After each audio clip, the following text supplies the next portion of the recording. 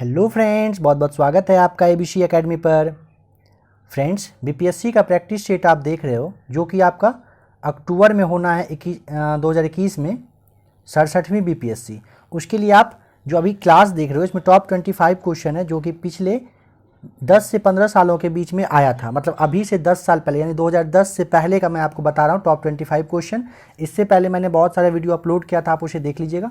हर एक क्वेश्चन के साथ उसका एक्सप्लेनेशन भी दिया हुआ है बहुत अच्छे तरीके से। अभी जो आप क्लास देख रहे हो इसमें आपको हर एक क्वेश्चन के साथ मैं कुछ कुछ बातें, एक्स्ट्रा फैक्ट बातें बता रहा हूँ, इसीलिए 25 या 30 क्वेश्चन का मैं सेट आपको दे रहा हूँ। कुछ टाइम के बाद जब आपका एग्जाम बहुत पास आ जाएगा तो मिनिमम आपको 50 सेट आपको करना है एबीसी एकेडमी पर। मिनिमम 50 सेट करना है, जिसमें से कि आपको 100 के आसपास पर सेट में क्वेश्चन रहेगा और ज़्यादा एक्सप्लेनेशन उसमें नहीं दिया जाएगा। अभी इसलिए दे रहा हूँ ताकि अभी एग्जाम में आपका टाइम है, आप अपने आप को अच्छे से रिवाइज कर पाओ, आप अपने आप को जज कर पाओ कि आपको कितना अच्छे से क्या पता है नहीं पता है। ठीक है, तो अभी आप अच्छे से हर एक क्वेश्चन को डिस्क्राइब किया हुआ है, आप अच्छे से देखिए। इस वाले में थोड़ा कम है क्योंकि 10-15 साल पुराना अभी का जो आप सेट देख रहे हो इसमें थोड़ा सा कम एक्सप्लेनेशन है। लास्ट में एक दो चीज़ मैं बता दूंगा क्लास के लास्ट में। अभी देखिए, सबसे पहले सवाल आज का कहता है, निम्नलिखित यूरोपीय यूनियन देशों में से फिलिस्तीन राज्य को आधिकारिक मान्यता देने वाला प्रथम कौन सा देश है, बताइए। तो देखिए, समझना है यहाँ पे ऑप्शन नंबर आपका ए हो जाएगा सही जवाब, स्वीडन इसका सही जवाब हो जाएगा। देखिए, अक्टूबर 2014 में, कब? अक्टूबर 2014 में क्या हुआ था कि स्वीडन ने फिलिस्तीन राज्य को आधिकारिक मान्यता प्रदान किया था। ठीक है, और 30 सितंबर, ध्यान रखना है, 30 सितंबर 2015 को पहली बार कहाँ पे? संयुक्त राज्य मुख्यालय में, संयुक्त राष्ट्र संघ का जो मुख्यालय है, राष्ट्र का जो मुख्यालय है वहाँ पर न्यूयॉर्क में, वहाँ पर पहली बार फिलिस्तीन का झंडा लहराया गया था। ध्यान रखिएगा। तो ऑप्शन नंबर ए आपका यहाँ पे सही जवाब है। देखिए नेक्स्ट क्वेश्चन कहता है, अंतर्राष्ट्रीय विकलांग दिवस मनाया जाता है कब, बताइए। देखिए, ऑप्शन नंबर आपका डी यानी कि 3 दिसंबर सही जवाब हो जाएगा। अंतर्राष्ट्रीय विकलांग दिवस 3 दिसंबर को मनाया जाता है। इसके बारे में थोड़ा सा जानिए कि 1992 से, कब से? 1992 से हर साल 3 दिसंबर को अंतर्राष्ट्रीय विकलांग दिवस मनाया जाता है। संयुक्त राष्ट्र महासभा ने 1981 में, कब? 1981 में अंतर्राष्ट्रीय विकलांग वर्ष के रूप में मनाने का निर्णय किया था और 3 दिसंबर 1992 से स्टार्ट हो गया। और एक बात यहाँ पे है कि लगभग 15% के आसपास, पूरे विश्व में लगभग 15% के आसपास लोग हैं जो कि विकलांग हैं। ध्यान रखना है आपको। और यह क्वेश्चन कब का है? तो 2015 का है। और पीछे वाला सवाल जो था यह भी आपका 2015 का सवाल था। ठीक है, आइए देखिए नेक्स्ट क्वेश्चन कह रहा है, नौकरशाही का कार्य है, नौकरशाही का कार्य है, क्या कार्य है बताना है। तो देखिए, नौकरशाही का कार्य है सरकार की नीतियों को लागू करना, प्रशासन चलाना, मंत्रियों की सहायता करना। तो यानी ऑप्शन नंबर डी आपका सही जवाब होगा। ये तीनों काम नौकरशाही का होता है। ठीक है, सवाल कब का है? 2005 का पूछा हुआ सवाल है। नेक्स्ट क्वेश्चन, प्रभावती देवी किस क्षेत्र के स्वतंत्रता संग्राम सेनानी थी? ऑप्शन नंबर बी सही हो जाएगा, पटना की थी वो। प्रभावती देवी जो है ये पटना के स्वतंत्रता संग्राम सेनानी थी। सवाल आपका 2008 का पूछा हुआ। देखिए, स्वतंत्रता आंदोलन में बिहार की बहुत सारी महिलाओं ने भी क्या किया था? योगदान दिया था। इसमें से कुछ कुछ महिला हैं जिनका नाम मैं लिख दे रहा हूँ क्योंकि यह एग्जाम में पूछा गया है पहले। देखिए, एक है सरला देवी, आप ध्यान से थोड़ा सा समझने की कोशिश करिएगा। सरला देवी हैं, और अभी आपने देखा प्रभावती देवी, एक प्रभावती देवी हो गई, एक थी राजवंशी देवी थी। ठीक है, और एक सुनीता देवी भी नाम था, और एक दो नाम है जो मैं अभी याद नहीं कर पा रहा हूँ। सुनीता देवी भी एक थी। तो ये सारी जो महिलाएं हैं ये क्या थी? स्वतंत्रता संग्राम सेनानी थी। और ये एग्जाम में बहुत बार पूछा गया, इसलिए सरला देवी, राजवंशी देवी, सुनीता देवी और यहाँ पे प्रभावती देवी। 2005-2008 का ये क्वेश्चन आप देख रहे हो। ये कुछ कुछ महिलाएं थी जो स्वतंत्रता संग्राम सेनानी थी। देखिए नेक्स्ट क्वेश्चन कह रहा है, श्री नरसिंह नारायण क्या थे? ऑप्शन नंबर ए हो जाएगा सही जवाब, समाजवादी। श्री नरसिंह नारायण क्या थे? समाजवादी थे। नेक्स्ट क्वेश्चन, श्री जगत नारायण लाल की पत्नी का नाम क्या था, बताना है। श्री जगत नारायण लाल की पत्नी का नाम, देखिए, श्रीमती राम प्यारी सही जवाब हो जाएगा, option number A, Shrimati Ram प्यारी उनका नाम था। श्री जगत नारायण लाल की पत्नी का नाम राम प्यारी देवी। ध्यान रखना है आपको। देखिए, भारत छोड़ो आंदोलन के टाइम में राम प्यारी देवी जो है ये बांकीपुर में, कहाँ पर, बांकीपुर में, एग्जाम में यह सवाल पूछा हुआ इसलिए मैं बता रहा हूँ, देख लीजिएगा, बांकीपुर में सभा को संबोधित किए थे और उन्होंने क्या कहा था, लोगों को सरकारी नौकरी छोड़ने के लिए कहा था। ध्यान रखना है। सवाल आपका थोड़ा बहुत पुराना है, मतलब ये है 1992 और 93 के बीपीएससी में पूछा गया था। नेक्स्ट क्वेश्चन कह रहा है सूर्य ग्रहण तब होता है जब क्या होना है बताइए। देखिए, सूर्य ग्रहण जब होता है उस वक्त चंद्रमा पृथ्वी का चक्कर लगाते हुए सूर्य और पृथ्वी के बीच में आ जाता है, जिस कारण से कि क्या होता है, सूर्य का जो मतलब कुछ भाग होता है वो नहीं दिख पाता है और क्या होता है, सूर्य ग्रहण होता है। तो ऑप्शन नंबर आपका क्या ए हो जाएगा, बिल्कुल सही। चंद्रमा कहाँ हो, जब बीच में हो, सूर्य ग्रहण तभी होता है। नेक्स्ट क्वेश्चन, और यह जो सवाल था आपका, यह सवाल देख लीजिए 2005 का बीपीएससी का पूछा हुआ है, 2005 का सवाल है। नेक्स्ट क्वेश्चन, सबसे छोटा दिन कब होता है। ऑप्शन नंबर ए सही जवाब हो जाएगा 22 दिसंबर। 22 दिसंबर को क्या होता है, सबसे छोटा दिन होता है। नेक्स्ट क्वेश्चन, वैश्वीकरण के पीछे मुख्य विचार है, बताइए क्या मुख्य विचार है वैश्वीकरण, मतलब वैश्वीकरण करने का क्या रीजन रहा है। तो देखिए, ऑप्शन नंबर जो आपका ये है, आपसी सामान्य दृष्टिकोण रखते हुए समस्त अंतर्राष्ट्रीय समुदाय के साथ कार्य करना। ऑप्शन नंबर सी, वैश्वीकरण के पीछे का मुख्य विचार क्या रहा था, आपस में जो सामान्य दृष्टिकोण, आपस का जो नज़रिया है वो एक साथ रखते हुए और अंतर्राष्ट्रीय समुदाय के साथ काम करना, पूरे वर्ल्ड के साथ काम करना, ऐसा उनका वैश्वीकरण के पीछे का विचार था। नेक्स्ट क्वेश्चन, सवाल आपका कब का था, 2005 बीपीएससी का। नेक्स्ट क्वेश्चन है, संयुक्त राष्ट्र संघ की सुरक्षा परिषद में निम्न में से कौन सा देश अस्थायी सदस्य नहीं है, आपको बताना है। देखिए कौन कौन सा है यह जान लीजिए। संयुक्त राज्य अमेरिका है, ब्रिटेन है, फ्रांस है, ये 3 हो गया। उसके बाद एक है आपका कौन सा, रूस और चीन, ये दोनों क्या हैं, ये सुरक्षा परिषद के सदस्य हैं, मगर जापान जो है यह नहीं है। तो ऑप्शन नंबर ए सही जवाब होगा। फ्रेंड्स, आपने इस वाले क्लास में नोटिस किया होगा कि ऑप्शन नंबर ई कहीं पर नहीं दिया हुआ है। क्यों, क्योंकि इस वाले क्लास में जो अभी आपका क्वेश्चन पहले का है उस वक्त ऑप्शन नंबर ई नहीं आता था, उनमें से अब इसी वजह से बस 4 ऑप्शन है। इस वाले में शायद आपका मार्क्स ज़्यादा आ जाए, ध्यान रखिएगा। अगर मिनिमम 25 क्वेश्चन में आपको 20 या 21 प्लस तो लाना ही चाहिए इस वाले क्लास में। देखिए next, Triumph of the spirit नामक रचना संबंधी निम्नांकित कथनों में से कौन सत्य है, बताना है। देखिए, कह रहा है कि इसकी रचना रोमी देव ने किया है, इसके रचयिता जो है कौन है, रोमी देव। दूसरा कि इसमें कपिल देव के खेल जीवन का विवरण है। तीसरा, इसका औपचारिक विमोचन सुप्रसिद्ध चित्रकार कौन, MF हुसैन साहब के हाथों हुआ है। और एक लास्ट है कि इनमें से सभी, तो बताइए कौन सा सही हो जाएगा। तो ऑप्शन नंबर डी आपका सही जवाब हो जाएगा। ये सारी बातें बिल्कुल सही है जो मैंने अभी आपको बताई है। नेक्स्ट क्वेश्चन, वंदे मातरम गीत के रचनाकार है, सबसे इजी सवाल आपके लिए होगा ये। तो ऑप्शन नंबर क्या हो जाएगा, बी सही जवाब, बंकिम चंद्र चटर्जी। थोड़ा सा समझ लीजिए इस सवाल से रिलेटेड कुछ जो बातें हैं।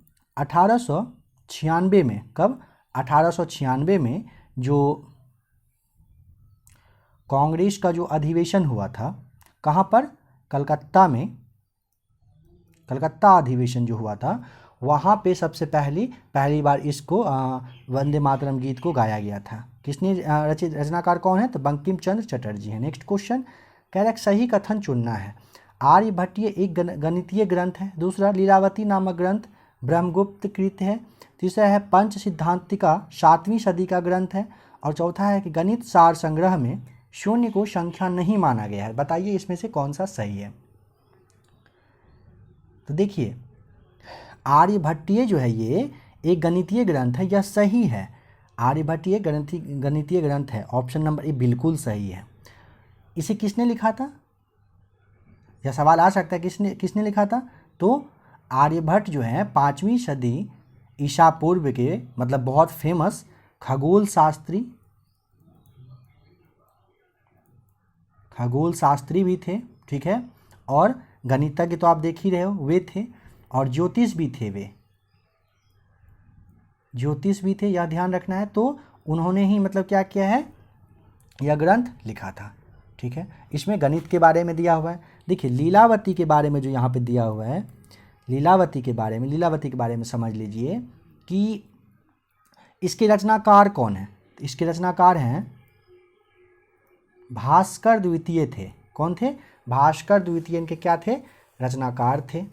और इसके बाद है पंच सिद्धांतिका। तो देखिए पंच सिद्धांतिका जो है इसके रचनाकार कौन है? तो वराहमिहिर है, वराहमिहिर है, ठीक है।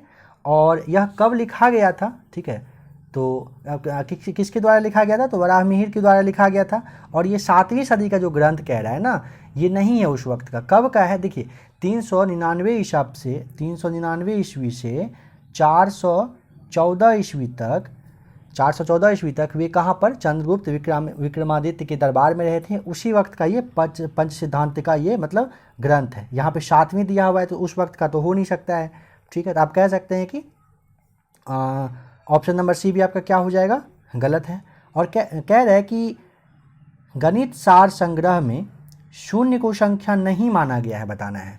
तो देखिए ऐसा नहीं है, गणित सार संग्रह में क्या है? शून्य को भी संख्या माना गया है, ठीक है। तो आपका यहाँ पे क्या हो जाएगा?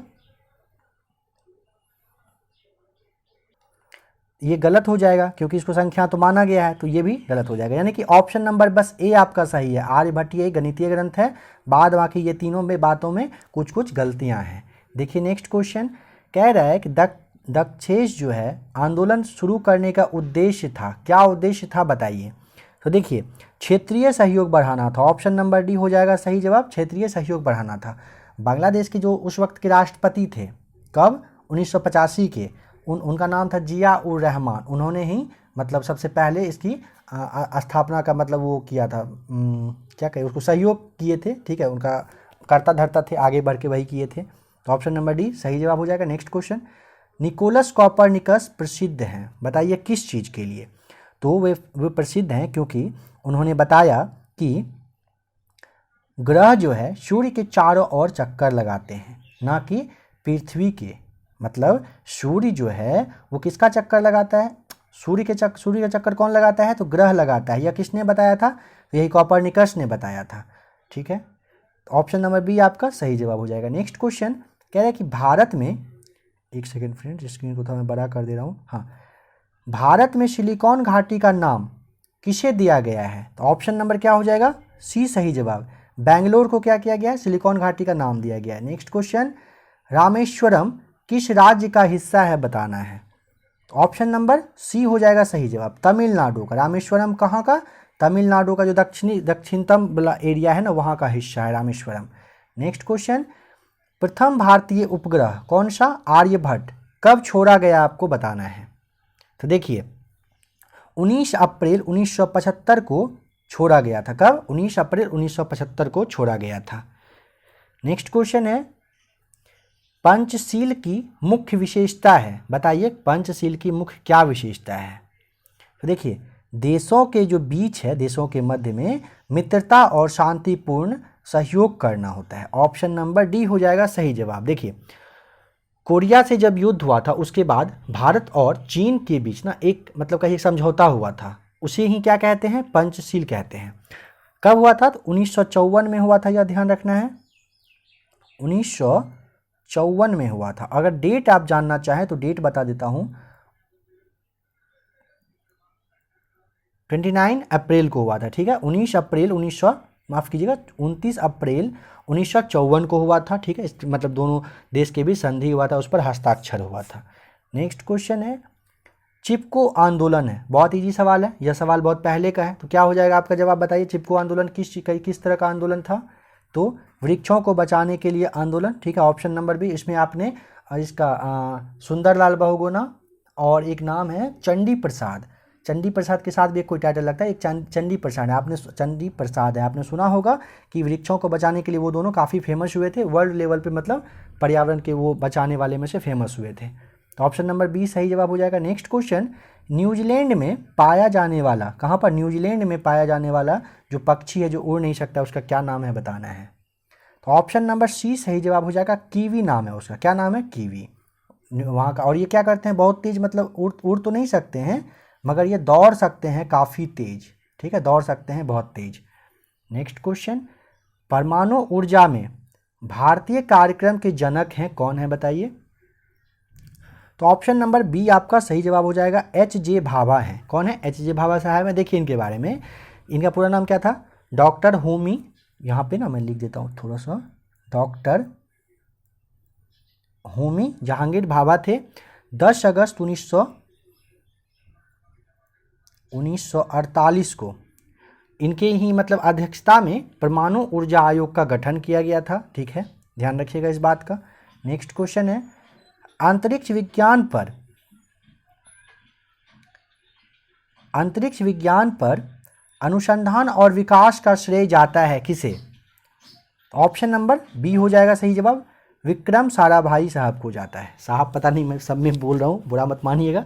ठीक है, देखिए रिस्पेक्ट देना ही चाहिए जो भी अच्छा कुछ कर चुके हैं। तो देखिए इनके बारे में थोड़ा सा समझ लीजिए। 1962 में, कब? सन 1962 में भारतीय राष्ट्रीय अंतरिक्ष अनुसंधान समिति का गठन हुआ था। ठीक है, उसके जो प्रथम अध्यक्ष थे वे डॉक्टर साराभाई ही थे।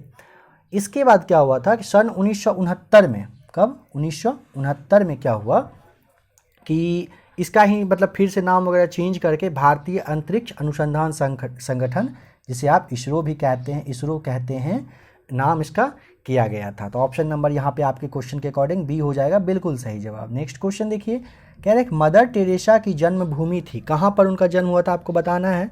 तो Albania, option number A Albania उनकी जन्मभूमि रही है। ठीक है, देखिए 26 अगस्त 1910 को अल्बानिया शहर में मतलब वहाँ उनका जन्म हुआ था, और 6 जनवरी 1929 को वो कहाँ पे? कलकत्ता आ गई थी। उस वक्त कोलकाता आ गई थी। ठीक है, आने के बाद मदर टेरेसा ने क्या किया, जो बहुत गरीब बीमार लोग थे उनके लिए एक मिशनरीज ऑफ चैरिटी नामक संस्था की स्थापना की थी, जिसमें कि कहिए मतलब रोगी वगैरह को जो या नशा के जो लत में पड़ जाते थे उन सबों को, गरीब लोगों को मतलब अच्छा करने के लिए उन्होंने निर्मल हृदय नामक संस्था की स्थापना की थी। कि क्या नाम था उसका? यहाँ पे लिख रहा हूँ देखिएगा, निर्मल, राइटिंग थोड़ा गंदा हो रहा है, निर्मल हृदय नाम से वो की थी। ठीक है, इसी के लिए उनको मदर टेरेसा को 197 इतना ईयर में ना उनको क्या मिला था? नोबेल का शांति पुरस्कार दिया गया था, ध्यान रखिएगा। और आज का लास्ट क्वेश्चन, निम्नलिखित में से किस खनिज द्वारा लोहा प्राप्त किया जाता है? तो ऑप्शन नंबर डी सही जवाब हो जाएगा, हेमेटाइट के द्वारा क्या होता है? लोहा प्राप्त किया जाता है। ऑप्शन नंबर डी बिल्कुल सही जवाब है।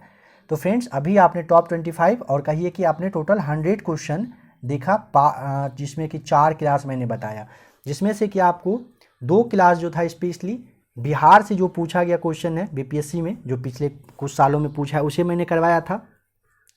मैक्सिमम क्वेश्चन के साथ मैंने बता भी दिया था कौन सा प्रश्न कब कब पूछा गया है। और अभी जो आपने देखा ये विविध और प्लस बिहार का जो जनसंख्या से रिलेटेड क्वेश्चन आया था 10 सवाल, मैंने वो बताया था पार्ट 3 वाले वीडियो में। अगर आपने उसे नहीं देखा तो डिस्क्रिप्शन में सारा लिंक मिलेगा, देखिएगा, प्लेलिस्ट आकर एक बार चेक कर लीजिएगा। 67वीं बीपीएससी स्पेशली उसी के लिए अभी क्लास चल रहा है, जो कि 2021 अक्टूबर में होना है, उसके लिए आप क्लास देख रहे हो। हर एक क्लास के साथ में जो भी कुछ एक्स्ट्रा बातें होता है वो मैं बता देता हूँ ताकि आपको समझने में आसानी हो। वैसा ही क्लास देखना भी चाहिए। बट जब आपका एग्ज़ाम बहुत पास आ जाएगा तो मिनिमम आपको 50 सेट ABC एकेडमी पर करवाया जाएगा, जिसमें कि 100 के आसपास क्वेश्चन रहेगा। हो सकता है कि 150 क्वेश्चन का भी मैं करवाऊँ, उसमें ज़्यादा एक्सप्लेनेशन नहीं रहेगा, कम टाइम में, लगभग मानिए कि 60 मिनट के आसपास सुपर फास्ट रिवीजन होगा। 60 मिनट में आपको लगभग 100 क्वेश्चन देखना है, आपको अपना ऑप्शन जवाब बताना है। अभी आप आराम से हर 1 से 2 दिन की, मान लीजिए 2 दिन के टाइम पे ABC एकेडमी पर एक क्लास अपलोड होगा, उससे आप अच्छे से देखिए सारा मटेरियल, चाहे वो बिहार से हो या फिर बीपीएससी में जो भी क्वेश्चन आता है। बीपीएससी में आपको पता है लगभग 15 से 20 के बीच में बिहार से क्वेश्चन रहता है, क्वेश्चन का लेवल भी अच्छा रहता है। किस तरह का क्वेश्चन पूछा गया है उसे आप जरूर एक बार प्लेलिस्ट में आकर देख लीजिए, वीडियो देख लीजिए, डिस्क्रिप्शन में लिंक होगा, उसे आप देख लीजिएगा ताकि आपको तैयारी करने में आसानी हो। आशा करता हूं कि आपको वीडियो देख के अच्छा लगा होगा। अगर अच्छा लगे तो ABC एकेडमी को आप सब्सक्राइब कर लीजिएगा, लाइक भी करिएगा, और अगर कोई कमेंट करना हो, कुछ बताना हो, कुछ सजेशन देना हो, या आपकी कोई ऐसी बात हो जो आपको दिक्कत आपको लग रहा होगा कि आपके मतलब प्रिपरेशन में आपको दिक्कत हो, तो आप कमेंट करके ज़रूर पूछिएगा। आप कोशिश किया जाएगा कि आपका उस डाउट का सॉल्यूशन करवाया जाए। ठीक है फ्रेंड्स, ऐसे ही बने रहिए ABC एकेडमी के साथ, अपना प्यार देते रहिए। वीडियो देखने के लिए आपका बहुत बहुत थैंक्स।